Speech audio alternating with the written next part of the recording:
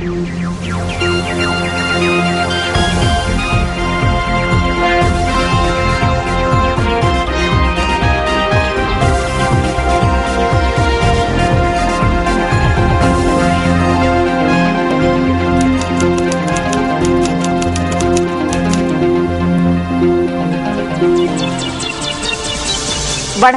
வணக்கம். இது இலங்கையின் முதல் தர செய்தி வழங்குனர் நியூஸ் ஃபர்ஸ்டின் பிரதான செய்தி.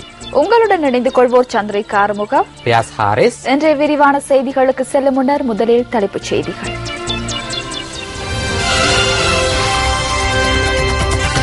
ஐக்கிய மக்கள் சுதந்திர கூட்டமைப்பின் ஜனாதிபதி தேர்தலுக்கான முதலாவது பிரசார கூட்டம் அனுராதபுரத்தில் ஆரம்பம். சுகாதார அமைச்சராக திஸ்ஸ அத்தநாயக்க. மக்களின் சுதந்திரத்திற்காகவும் ஜனநாயகத்திற்காகவும் உயிரை பணயம் வைப்பதற்கு தயார் என மைத்ரிபால சிறிசேன தெரிவிப்பு. ஜாதிக ஹெல உரிமையவின் முன்னாள் பிரதி செயலாளர் ஜனாதிபதிக்கு ஆதரவு. நெல்சிப் திட்டத்தின் கீழ் வடமாகாணத்தில் 100 கோடி ரூபாய் மோசடி. உண்மையை வெளிக்கொணர விசாரணை குழு ஒன்றை அமைக்குமாறு வடமாகாண சபையில் பிரேரணை.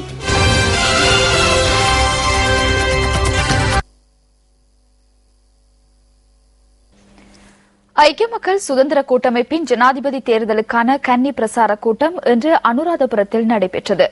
ஜனாதிபதி மஹிந்த ராஜபக்ச தலைமையில் இந்த கூட்டம் இடம்பெற்றது. அனுராதபுரம் சல்காது மைதானத்தில் நடைபெற்ற இந்த கூட்டத்தில் அமைச்சர்களும் பெருந்திரளான பொதுமக்களும் கலந்து கொண்டிருந்தனர்.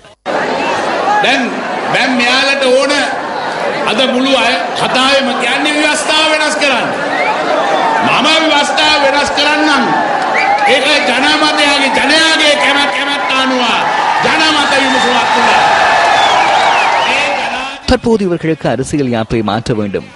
மக்களின் அபிப்பிராயத்துடன் நான் யாப்பை மாற்றுகிறேன். இது இந்த நாட்டின் எதிர்காலத்தை தீர்மானிக்கிற இதைவிடவும் ஆழமான ஒரு தேர்தல். இன்று இவர்களுக்கு கூறுவதற்கு ஒன்றுமில்லை. எம்மிடம் ஒன்று எடுத்தால் நாமும் எடுப்போம் என்று கூறியுள்ளோம்.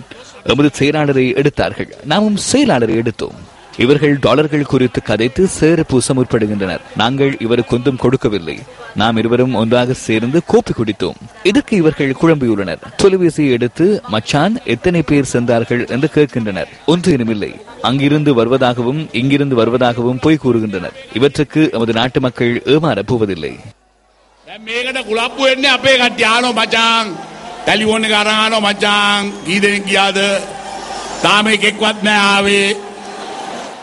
ඉතින් බොරුවට කියනවා අතනින් එනවා මෙතනින් එනවා කිය. මේවට රැවටෙන්නේ නැහැ අපේ රටේ මේ රටේ ජනතාව. அரசாங்கம் வங்குரோத்து நிலையை அடைந்துள்ளதாக ஜாதிக ஹெலோருமே கட்சியின் பொதுச் செயலாளரும் முன்னாள் அமைச்சருமான பாட்டலி சம்பிக்க ரணவக்க தெரிவிக்கின்றார். பாணந்துறையில் நேற்று இடம்பெற்ற கூட்டத்திலேயே அவர் இதனை தெரிவித்தார். எதிர்க்கட்சியின் பொது வேட்பாளர் மைத்ரிபால சிறிசேனவுக்கு ஆதரவு தெரிவித்து நேற்று பாணந்துறையில் கூட்டம் ஒன்று நடைபெற்றது. அங்கு கூடியிருந்த மக்கள் மைத்ரிபால சிறிசேனவுக்கு அமோக வரவேற்பு அளித்தனர்.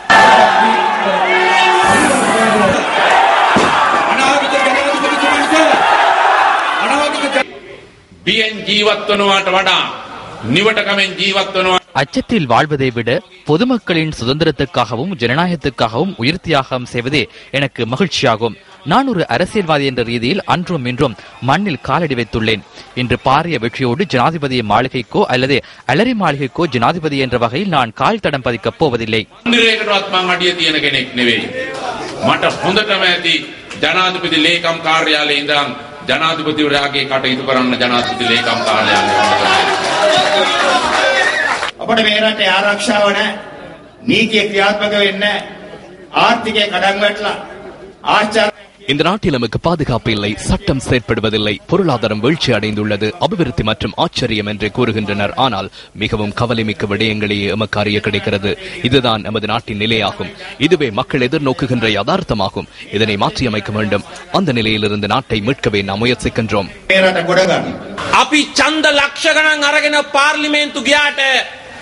நாட்டை ஆட்சி செய்வது நாம் அல்ல, மாறாக இந்த நாட்டை 5 சேனாக்களே ஆட்சி செய்கின்றன.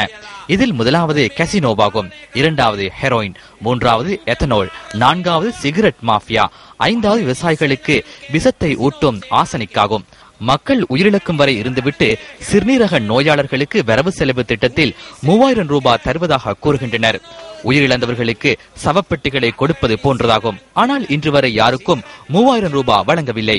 පස්වෙනි සේනාංකයේ ගොවියට වශකවන ආසනික් සේනාංකය අපි ආනෝ සම සමාජකාරයන්ගේ வெட்கம் இருந்தால் நாளை வெளியேறுமாறு சமசமாஜ கட்சியினரை கேட்டுக்கொள்கின்றோம். என்.எம். பெரேரா மற்றும் கால்வின் ஆர்.டி. சில்வா ஆகியோர் ஸ்ரீலங்கா சுதந்திர கட்சியில் இணையும் போது அதனை காட்டிக் கொடுப்பதாக அன்று கூறினோம். அவ்வாறு இன்று கூறுவதற்கு வெட்கமாக உள்ளது. நாட்டு மக்களுக்கு அழிவு ஏற்படுவதை வாசுதேவ நாணயக்கார மற்றும் டியோ குணசேகர் ஆகியோர் வேடிக்கை பார்ப்பார்களாயின் அவர்கள் மார்க்சிசத்தை ஏற்றில் கூட கண்டிருக்க மாட்டார்கள் என்றே எண்ண தோன்றுகிறது.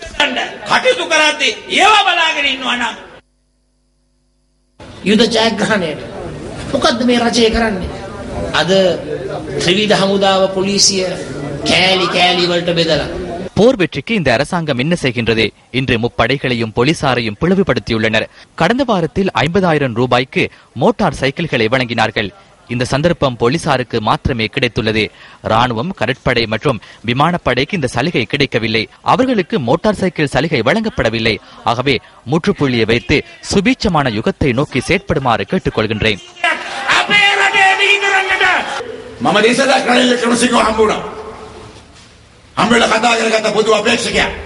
ரணில் விக்ரமசிங்கவை நான் சந்தித்தேன். அவரை சந்தித்து பொது வேட்பாளர் குறித்து கலந்துரையாடினேன். அதற்கு அவர் விருப்பம் தெரிவித்ததுடன் பொது வேட்பாளரை தேடுமாறு கூறினார். அவர் போட்டியிலிருந்து விலகினார். சந்திரிகா குமாரதுங்கவை நள்ளிரவில் சென்று சந்தித்தேன். ஆனால் அன்று நண்பகல் வெளியில் வரும் வரைக்கும் ஜனாதிபதியின் எந்த ஒரு புலனாய்வு பிரிவுக்கோ எம்மை கண்டுபிடிக்க முடியாமற் போனது. உமது மொழி அவர்களுக்கு புரியவில்லை. நாங்கள் அமைச்சர் ஒருவரை எம் பக்கம் அழைக்க வேண்டுமாயின் அன்று நாங்கள் பார்த்த பொருள் சிறந்தது என்றும் அதற்கு ஆக்சிஜன் வழங்குமாறும் கூறி நாளை 2 மணிக்கு குறித்த பொருளை பெற்றுக்கொள்ள வருவதாகவுமே கூறுவோம். அவர்கள் ஏதோ ஒரு பொருளை பார்க்க செல்வதாகவே எண்ணினார்கள். இது இன்னும் நிறைவடையவில்லை. நாம் ராஜபக்சவின் 32 பற்களையும் ஒன்றாக கலற்றப் போவதில்லை. திடீரென உங்களுக்கு ஒரு செய்தி கிடைக்கும். அதனை நாளை அல்லது நாளை மறுதினம் எதிர்பாருங்கள். අපි රාජපක්ෂගේ දත් සෙට් එක 32 එකට ගලවන්නේ නැහැ මතක තියාගන්න. අපි ඉගෙනගෙන තියෙන එක එක ගලවන්නේ. හිටපු ගමන් අපි අමුන්නාසට ප්‍රවෘත්තියේ පදාසයක් ගලවලා ගියා. ඒකත් බලන්න හිතන්නේ. උසස් අධ්‍යාපන ඇමතුමා කියනවා චන්ද්‍රිකා බණ්ඩාරනායක මැතිනියව சந்திரிகா பண்டாரநாயக்கவை பிறந்த மேனியாக வீதிக்கு அனுப்புவதாக உயர்கல்வி அமைச்சர் தெரிவித்துள்ளார். அது அவருக்கு எதிரானது மாத்திரமல்ல, அனைத்து பெண்களையும் இழிவுபடுத்தும் கருத்தாகும். பெண்களை பிறந்த மேனியுடன் வீதியில் அனுப்புவதாக உயர்கல்வி அமைச்சர் கூறுகின்ற நிலையில் அவ்வாறானதொரு அரசாங்கத்துக்கு வாக்களிக்க வேண்டுமா என்பதனை சிந்தித்து பாருங்கள். அதே போன்று நாய்களை நேசிப்பது தொடர்பாக கல்வி அமைச்சர் கூறியிருந்தார்.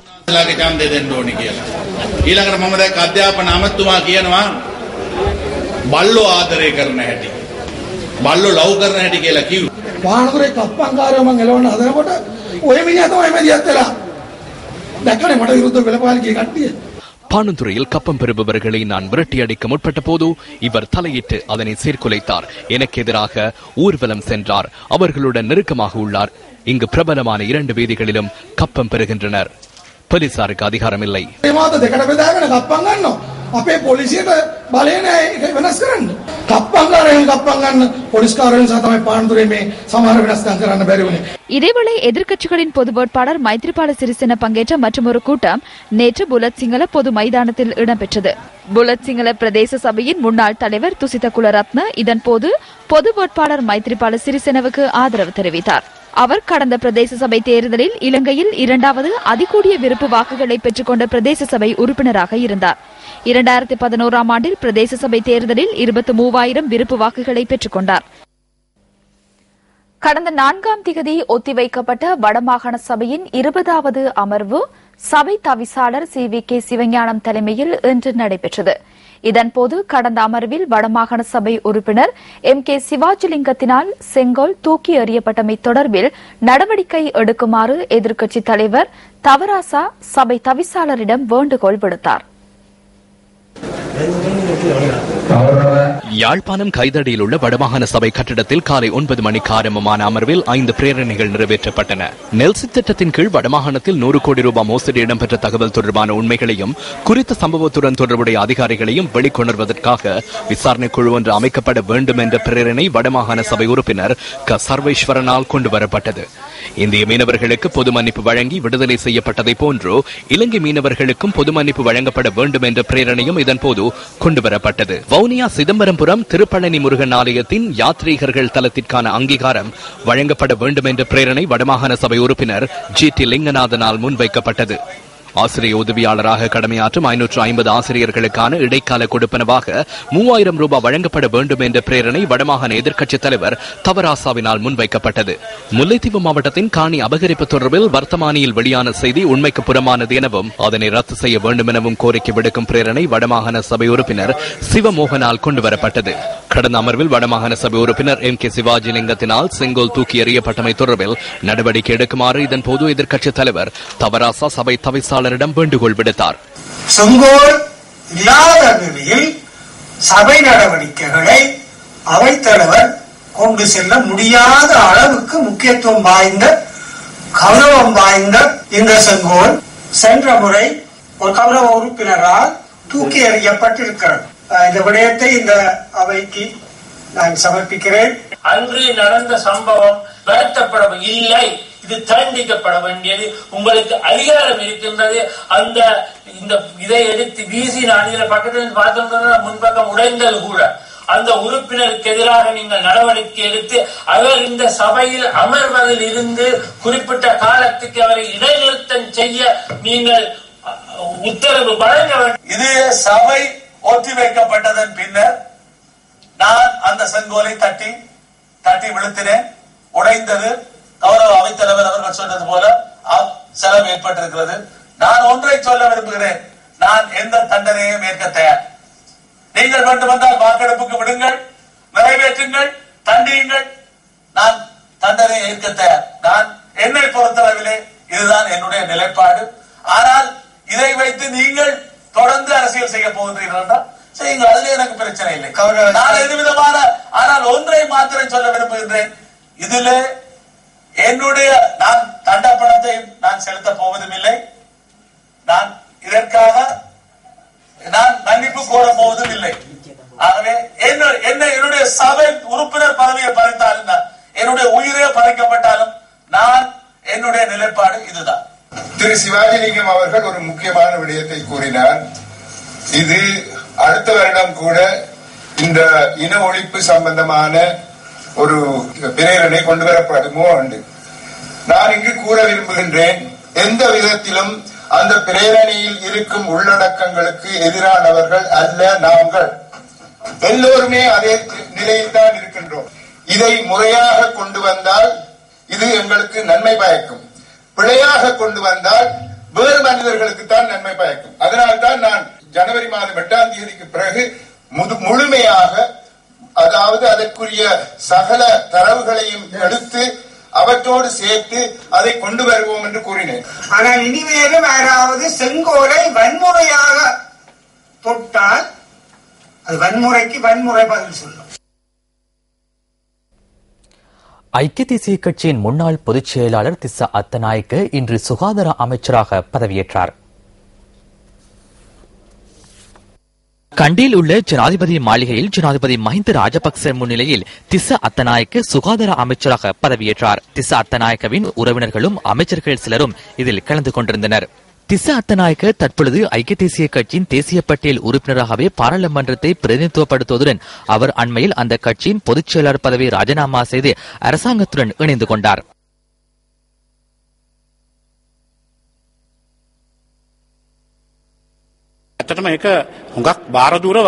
உண்மையில் இது ஒரு பொறுப்பு வாய்ந்த பதவியாகும். சுகாதார அமைச்சு பதவி என்பது முழு நாட்டிற்கும் சேவையாற்ற வேண்டிய ஒரு பொறுப்பு வாய்ந்த பதவியாகும்.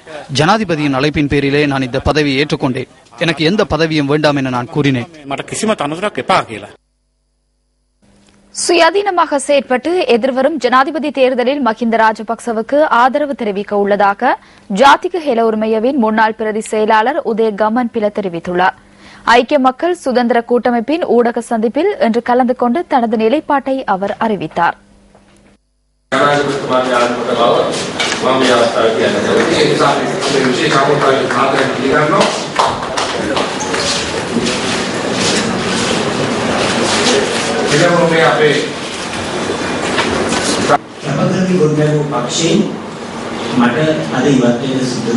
மிகுந்த பங்களிப்புடன் கட்டியெழுப்பிய கட்சியிலிருந்து இன்று எனக்கு விலக வேண்டிய சூழ்நிலை ஏற்பட்டுள்ளது.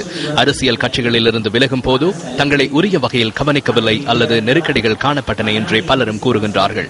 எனது கட்சி என்னை சிறந்த வகையில் கவனித்தது.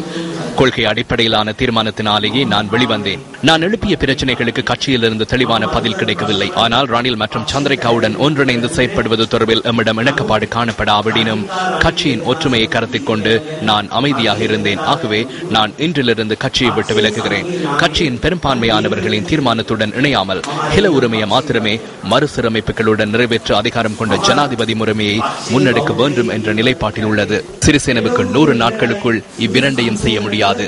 நாட்டில் ஊழல் மோசடிகளை விசாரணை செய்ய சுயாதீனமான முறைமை ஒன்று அவசியம் என்பதை நாம் ஏற்றுக்கொள்கின்றோம். ஆனால் தற்போது அழிந்து போயுள்ள 17வது அரசியல் அமைப்பு சீர்திருத்தத்தை இதற்கான பதிலாக நாங்கள் கருதவில்லை.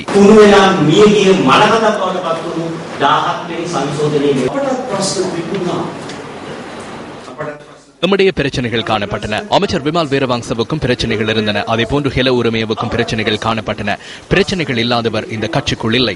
ஆனால் இந்த பிரச்சனைகளுக்காக எமது முதல் எதிரியோ பிரதான இலக்கையோ நாங்கள் ஒருபோதும் மறப்பதில்லை. இந்த அதிகாரத்தை தக்க வைத்துக் கொள்ளும் முதலும் இறுதியுமான ஜனாதிபதி இவர் என்றே நாங்கள் நினைக்கின்றோம்.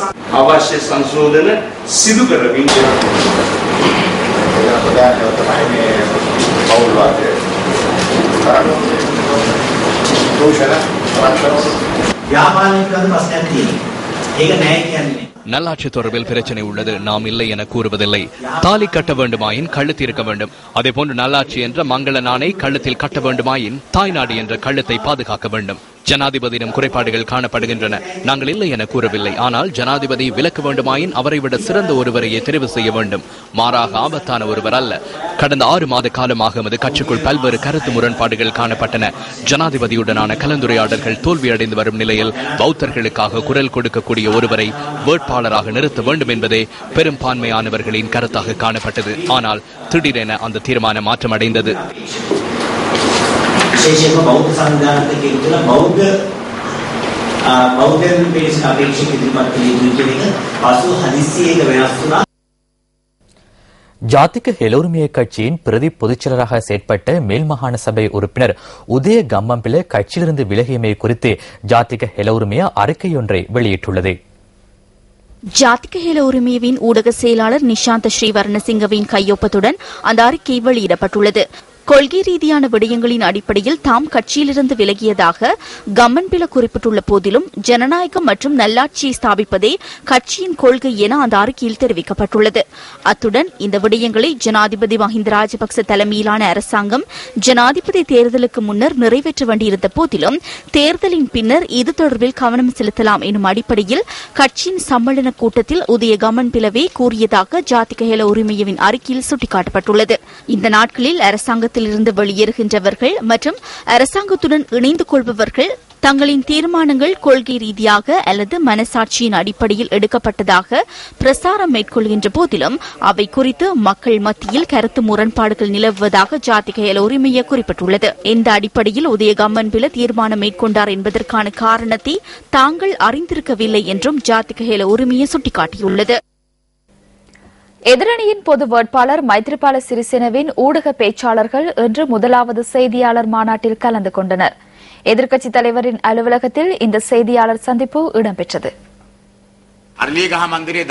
அலரி மாளிகைக்கு 5000 பேரை அழைக்கின்றனர். யார் உத்தரவிட்டது? சுகாதார அமைச்சுக்கும் அதன் செயலாளருக்கும் உத்தரவிடப்படுகின்றது. அவர் தற்போது இக்கட்டான நிலையில் இருக்கின்றார். எனது அமைச்சின் செயலாளருக்கு 5000 மீனவர்களை அழைக்குமாறு கூறப்பட்டுள்ளது. அவர் என்னிடம் வந்து கேட்கின்றார். உங்களுக்கு தானே கூறப்பட்டுள்ளது, நீங்களே அழையுங்கள், உங்களுக்கு முடியும் என்றே நான் கூறினேன். இல்லை, நான் வாழ்நாளில் அவ்வாறு அழைக்கவில்லை என அவர் கூறினார். நான் நிர்வாக சேவையில் இருந்தேனே தவிர மீனவர்களை அழைத்ததில்லை என அவர் கூறினார். சோற்று பொதி ஒன்று 950 ரூபாய் ஆகும். இதனை அமைச்சு வழங்க வேண்டும். இவ்வாறு 5000 உணவுப் பொதிகள் தேவை. சுமார் 4.5 மில்லியன் ரூபாய் செலவாகும். நான் வரும் வரை மீனவர்களை அழைக்கவில்லை. இது மிகவும் அநீதியாகும். ஐக்கிய தேசிய கட்சியின் முன்னாள் மாகாண சபை உறுப்பினரும் முன்னாள் டெஸ்ட் கிரிக்கெட் வீரருமான ஹஷான் திலகரத்ன ஜனாதிபதி மஹிந்த ராஜபக்சவுக்கு ஆதரவு வழங்க தீர்மானித்துள்ளார். கொழும்பில் நடைபெற்ற ஊடக சந்திப்பில் அவர் இதனை கூறினார். இந்த ஊடக சந்திப்பில் தபால் சேவைகள் பிரதி அமைச்சர் சனத் ஜெயசூரிய மற்றும் பாராளுமன்ற உறுப்பினர் ஜயந்த கெட்டகொட ஆகியோரும் கலந்து கொண்டிருந்தனர். கடந்த 30 வருடங்களாக நாட்டு மக்கள் அச்சத்துடன் வாழ்ந்து வந்த போது நாட்டில் சமாதானத்தை ஏற்படுத்திய ஜனாதிபதி மஹிந்த ராஜபக்சவிற்கு ஆதரவு தெரிவிக்க வேண்டும் என சிந்தித்தேன். பல வருடங்களாக ஐக்கிய தேசிய கட்சியின் செயற்பாட்டாளராக இருந்தமையாலும் ஒரு விளையாட்டு வீரராகவும் 3 விடயங்கள் தொடர்பில் சிந்தித்து இந்த தீர்மானத்திற்கு வந்திருக்கின்றேன்.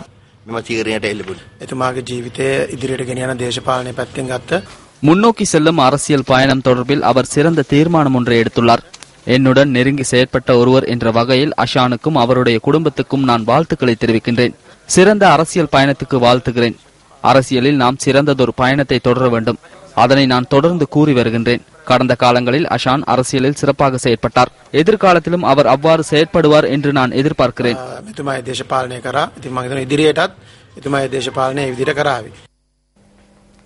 ஆளும் கட்சி உறுப்பினர்கள் பொது வேட்பாளருக்கு ஆதரவளிக்கும் நோக்கில் செயற்பட்டதை அடுத்து ஆளும் கட்சிக்கு காணப்பட்ட 3/2 பெரும்பான்மை இல்லாமல் போயுள்ளதாக ஐக்கிய தேசிய கட்சியின் பாராளுமன்ற உறுப்பினர் லக்ஷ்மண் கிரியல்ல தெரிவிக்கின்றார். யாட்டிடுவர பகுதியில் இன்று நடைபெற்ற நிகழ்வொன்றில் கலந்து கொண்டு உரையாற்றும் போதே அவர் இதனை குறிப்பிட்டார். எனது நண்பர் திஸ் அத்தநாயக குறித்து கவலையாக உள்ளது. பல வருடங்களாக கட்சியில் துன்பங்களை அனுபவித்துவிட்டு அறுவடை செய்ய போகின்ற சந்தர்ப்பத்தில் மூழ்கின்ற கப்பலுக்குள் பாய்ந்து விட்டார். இருப்பினும் விதியை மாற்ற முடியாது. முக்கியமான ஒரு விடயத்தை நான் கூற வேண்டும். ஆளும் கட்சி உறுப்பினர்கள் இருவர் நேற்று வந்ததை அடுத்து அவர்களின் 3/2 பெரும்பான்மை இல்லாமல் போயுள்ளது. எமக்கு தேவையான பெரும்பான்மையை அமைத்துக் கொள்ள முடியும். ஸ்ரீலங்கா சுதந்திர கட்சியினர் தற்போது என்னுடன் கதைக்கின்றனர். எம்மோடு இருந்தவர்கள் கதைக்கின்றனர். எமக்கு ஒன்றும் நடக்கவில்லை. இந்த நாட்டில் மிகவும் தீர்க்கமான போட்டியே தற்போது காணப்படுகின்றது. ஜனாதிபதியுடன் இருந்த அவரது கட்சியின் பொதுச் செயலாளர், சுகாதார அமைச்சர் ஜனாதிபதிக்கு எதிராக களத்திற்கு வருவார் என நினைத்திருக்க மாட்டார். இந்த தேர்தல் சவாலாக அமையும் என்பதை ஜனாதிபதி தெரிந்து கொண்டுள்ளார். அதனாலேயே கண்டியில் அச்சத்தையும் தீவிரவாதத்தையும் ஆரம்பித்துள்ளனர். இந்த மக்கள் சந்திப்பை அடுத்து கண்டி நகரில் கடந்த தினங்களில் இடம்பெற்ற தேர்தல் வன்முறைகளுக்கு எதிர்ப்பு தெரிவித்து பேரணியொன்று முன்னெடுக்கப்பட்டது. யாட்டினுவர ஐக்கிய தேசிய கட்சி அலுவலகத்திலிருந்து பிலிமத்தலாவ நகர் வரை பேரணியாக இதன்போது மக்கள் சென்றனர். முஸ்லிம்களின் தலைமைத்துவம் ஜனாதிபதியுடன் இருந்தாலும் இந்த தேர்தல் குறித்து முஸ்லிம் மக்கள் தமது தீர்மானத்தை எடுத்துள்ளதாக தேசிய ஐக்கிய முன்னணியின் தலைவர் அசாட் சாலி தெரிவிக்கின்றார். மட்டக்களப்பு ஏராவூர் பகுதியில் நடைபெற்ற மக்கள் சந்திப்பின் பொழுதே அவர் இதனை குறிப்பிட்டார். இப்ப இந்த மாவட்டத்தில் எத்தனை பள்ளிவாசலுக்குள்ள போட்டு சுட்டு தள்ளினாங்க. அதை பத்தி நாங்க கேட்க போல என்ன சொல்றாங்க, அது செஞ்சவங்க எல்லாம் இந்த அரசாங்கத்தில் இருக்கிறாங்க, இந்த ஸ்டேட்ல இருக்கிறாங்க. அப்ப நீங்க தான் ஜாத்தியாந்தர குமாந்தரனை வச்சு கொண்டிருக்கிறீங்க, நீங்க தான் புலிகளை வச்சு கொண்டிருக்கிறீங்க, எல்லாத்தையும் வச்சுக்கொண்டு நீங்க எங்களுக்கு இந்த அநியாயத்தையும் செய்ய பாக்குறீங்க. இப்ப நாங்க மைத்ரிபால சிறிசேன அவர்களுக்கு என்ன கொடுத்தோம், ஒரு 3 மாசம் கான்ட்ராக்ட் கொண்டு இந்த நாட்டை என்ன அளவுல களவாண்டீங்கன்னா ஒவ்வொரு மனிதனையும் 3,86,000 கடன்காரனாக்கி வச்சிருக்கீங்க. இப்ப இந்த தேர்தல் 5 லட்சம் மோட்டார் சைக்கிள் கொண்டிருக்கீங்க பங்குடுறது. 3 வீல் காருங்க எல்லாம் 3 வீல் டயர் 3 கொண்ட வெட்டுற கிட் உண்டு, வடுவாக கிட் உண்டு, டூல்ஸ் கொண்டு வச்சு பங்குடுமா தொகை விளந்தாம ஹோல்சேல் மார்க்கெட் திறந்தீங்க. எடுக்கிற எல்லாத்தையும் எடுத்து போங்க. ஏன் நீங்க 3,80,000 கடன் தானே, 4 லட்சம் முட்டி விட்டு எடுத்துக்கொள்ள பிரச்சனை இல்லை, தாரத்தை எல்லாம் எடுத்துக்கோங்க. எல்லா அநியாயத்தையும் பண்ணி எல்லா பள்ளிவாசலை உடைச்சி அழுக்காமே நொறுக்கி பத்த வச்சு சாம்பலாக்கி எங்க ஜனாதிபதியில கமிஷன், எங்க ஜனாதிபதி எடுத்த நடவடிக்கை, எத்தனை பேரை ஜனாதிபதி அரெஸ்ட் பண்ணினாரு, ஒருத்தரையும் அரெஸ்ட் பண்ணல. நிச்சயமாக நாங்க ஆட்சிக்கு வந்தா அந்த ஜனாதிபதி செஞ்ச அதே இண்டிபெண்டன்ட் கமிஷன் வச்சு யார் யார் இதுக்கு ரெஸ்பான்சிபிளோ அவ்வளவு பேரும் நாங்க நடவடிக்கை எடுத்தே ஆகும் என்று நான் இந்த இடத்துல கூறிக்கொள்ள விரும்புறேன். இன்று இந்த நாட்டுக்கு நடந்த அநியாயத்தை தட்டி கேட்கிறது யாரும் இல்லையா? இன்றைக்கு முஸ்லிம்களோட தலைமத்துவம் அரசாங்கத்தோடு இருந்தாலும் முஸ்லிம் மக்கள் 100% மைந்தக்கு விரோதமாக மைத்ரிபாலைக்கு வாக்களிக்க தெரிந்து வந்திருக்காங்க சொல்லிக் கொள்ள விரும்புகிறேன். இதேவேளை வாழைச்சேனையிலும் அசாத் சாலி தலைமையில் கூட்டம் ஒன்று நேற்று மாலை இடம்பெற்றது.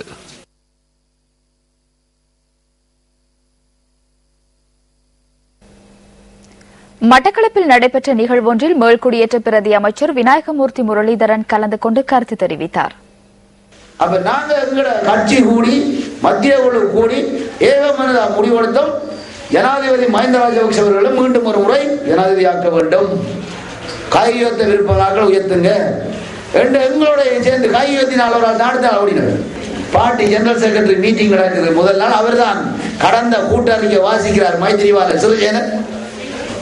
அப்ப ஏகமனதாக ஜனாதிபதி ஒரு ஆள் வழிமொழி அவர் சொல்றார், எல்லாரும் உயர்த்துங்கள் ஜனாதிபதி மஹிந்த ராஜபக்ஷை என்றெல்லாம் சொல்லி எல்லாரும் உருக்கமா வேலை உணவு எல்லாம் சொல்றாரு. அதுக்கு சொல்லி அன்றிரவு எல்லாரும் ஒன்றாதான் இருந்து சாப்பிடுறோம். ஜனாதிபதி அங்கால மைத்ரிபால சாப்பிடுறாரு, நாங்க சாப்பிடுறோம்.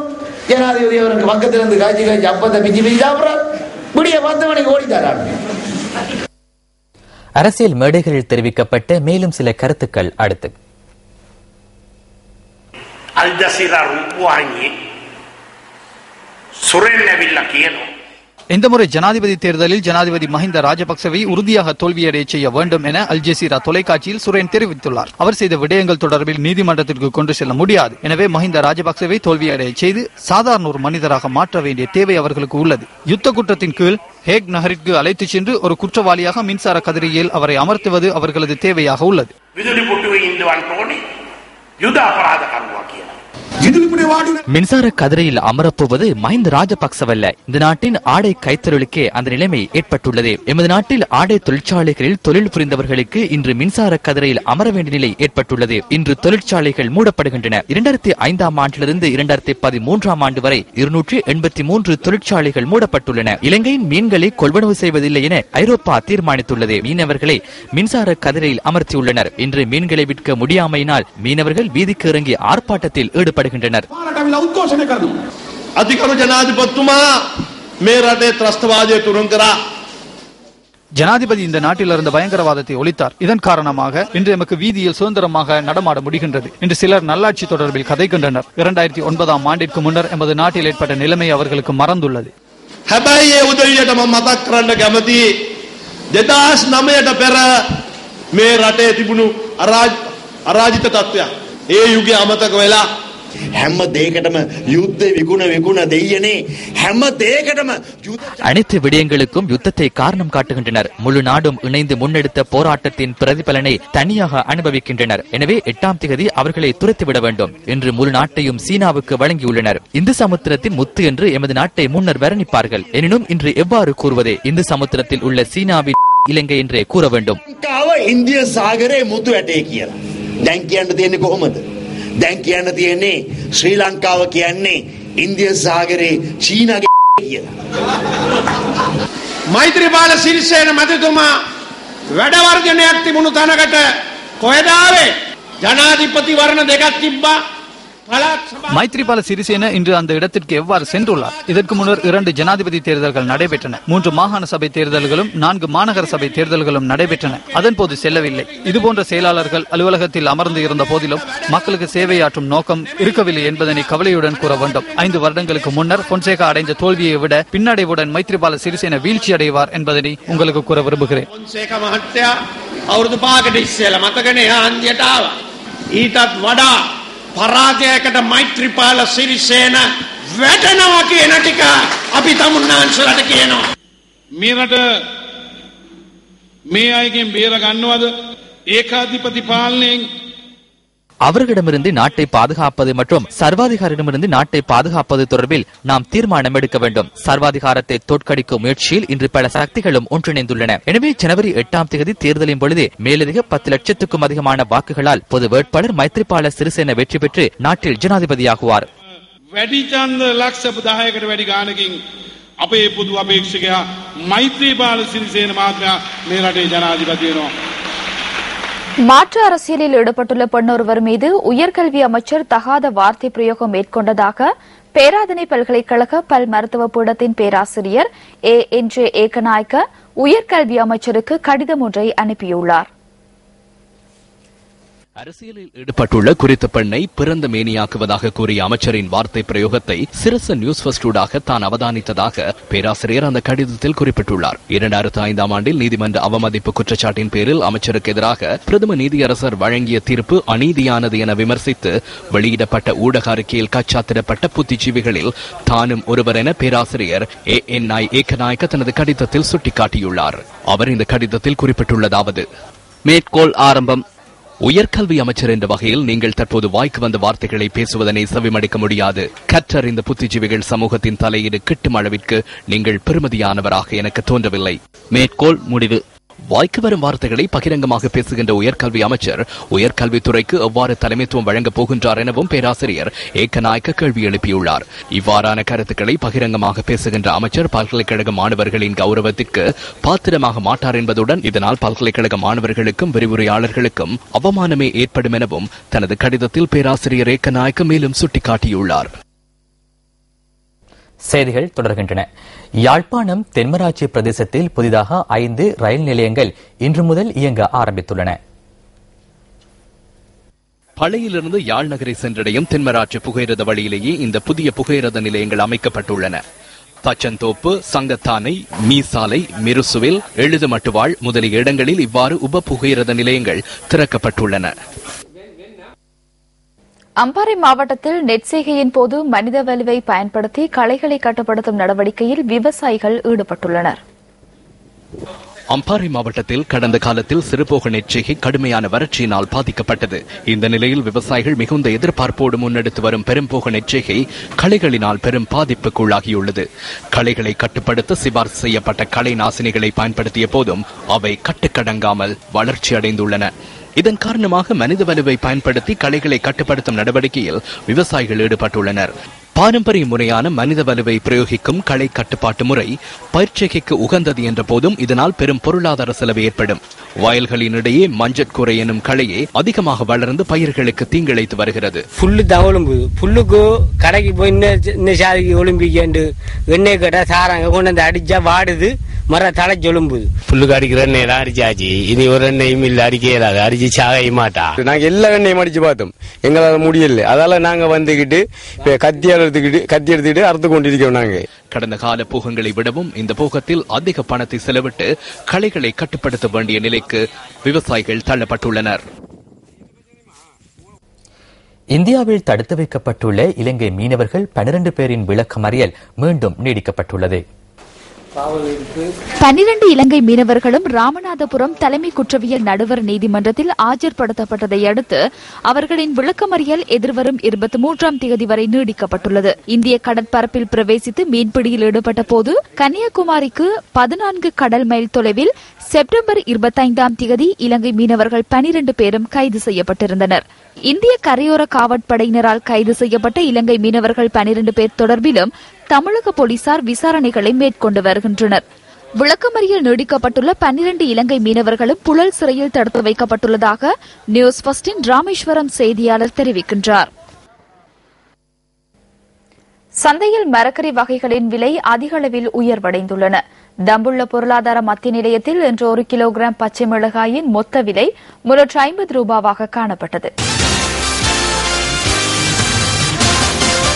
கடந்த வாரம் முதல் மரக்கறி வகைகளின் விலை அதிகரித்து வரும் நிலையில் இன்று மரக்கறிகளின் விலை அதிகூடிய அளவில் அதிகரித்துள்ளமையினால் மக்கள் பெரும் சிரமங்களை எதிர்நோக்கி வருகின்றனர். இன்று தம்புள்ளை பொருளாதார மத்திய நிலையத்தில் 1 கிலோகிராம் பீட்ரூட், கேரட், போஞ்சி போன்ற மரக்கறிகளின் விலை 150 ரூபாய் முதல் 200 ரூபாய் வரை அதிகரித்துள்ளது. பீக்கங்காய், புடலங்காய் மற்றும் கத்திரிக்காய் போன்றவற்றின் விலை 100 ரூபாவாக அதிகரித்துள்ளது. தொடர்வது விளையாட்டுச் செய்தி. இலங்கைக்கு எதிரான 5வது சர்வதேச ஒருநாள் கிரிக்கெட் போட்டியில் இங்கிலாந்து 5 விக்கெட்டுகளால் வெற்றியீட்டியது. நேற்று பிற்பகல் ஆரம்பமான இந்த போட்டியில் முதலில் துடுப்பெடுத்தாடிய இலங்கை 239 ஓட்டங்களை பெற்ற நிலையில் மழை குறுக்கிட்டதால் போட்டி இன்றைய தினத்துக்கு பிற்போடப்பட்டது. கண்டி பல்லேகலை மைதானத்தில் நடைபெற்ற இந்த போட்டியில் வெற்றி இலக்கான 240 ஓட்டங்களை நோக்கி பதிலளித்தாடிய இங்கிலாந்து 35 ஓட்டங்களுக்கு முதல் 2 விக்கெட்டுகளையும் இழந்தது. மொஹின் அலி 4 ஓட்டங்களுடனும் அலிஸ்டியா குக் 20 ஓட்டங்களுடனும் ஆட்டமிழந்தனர். என்றாலும் அதன் பின்னர் இணைந்து கொண்ட ஜேம்ஸ் டெய்லர் மற்றும் ஜோ ரூட் ஜோடி 3ஆம் விக்கெட்டில் 104 ஓட்டங்களை பகிர்ந்தது. ஜேம்ஸ் டெய்லர் தனது இரண்டாவது சர்வதேச ஒருநாள் அரைச்சதத்தை பூர்த்தி செய்து 68 ஓட்டங்களுடன் ஆட்டமிழந்தார். ஜோ ரூட் ரவி பொப்ரா ஜோடி 86 ஓட்டங்களை பகிர்ந்து அணிக்கு நம்பிக்கை அளித்தது.